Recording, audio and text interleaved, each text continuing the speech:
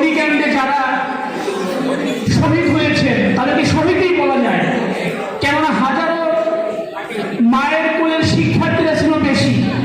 Private varsity, BUET, Viqarunnisa নূন, এই অকাতরে 50টি তাজা প্রাণ যে আগুনের লিলি শিখায় যে দম বন্ধ হয়ে মারা গিয়েছে, এদের জন্য আমরা শোক প্রকাশ করছি কেমন, এবং সংসপ্ত পরিবারের জন্য সমবেদনা জানাচ্ছি।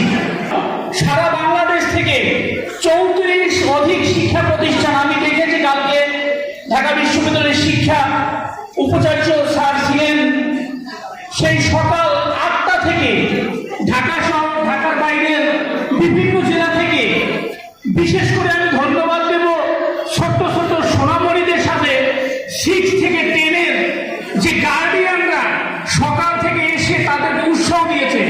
সেই সকল সচেতন গার্ডিয়ানদের উৎসাহ নেওয়ার সময় গার্ডিয়ানদের চোখে কি আনন্দ উচ্ছ্বাস!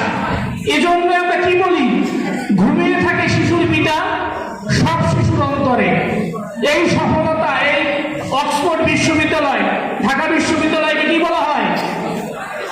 অক্সফোর্ড। আমি সত্যিই যারা রয়েছে এই পৃষ্ঠপোষকতা